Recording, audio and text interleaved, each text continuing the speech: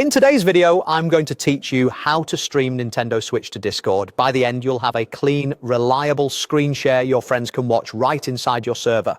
You'll need the Discord desktop app, a stable internet connection, and a web browser. If you're on Windows, system audio can be shared from most apps.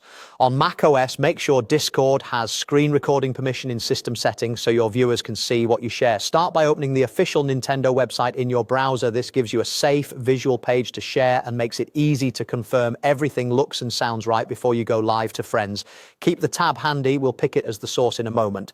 Now switch to Discord and head to the server and channel where you plan to stream. Make sure you have permission to start a stream in that channel. If you're organizing a watch session, let people know which voice channel to join so they can find your stream quickly.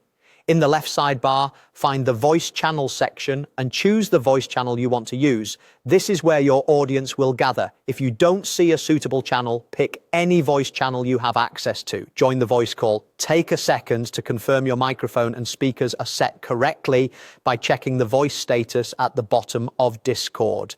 If you plan to include audio in your stream, ensure your system output isn't muted and that Discord's voice input and output are routed to the right devices. On macOS, if the screen appears black or frozen when you share, revisit the screen recording permission for Discord and relaunch the app. Click Share Your Screen. Discord will show you options for entire screens, specific windows or browser tabs. Choose the browser tab that has the Nintendo website open. This keeps the share focused and can help with performance. Select your stream quality. Higher resolutions and frame rates may require a Nitro subscription.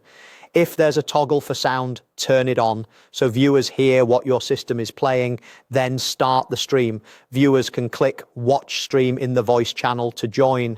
If anyone can't hear audio, make sure the tab you're sharing isn't muted and that your system volume is up.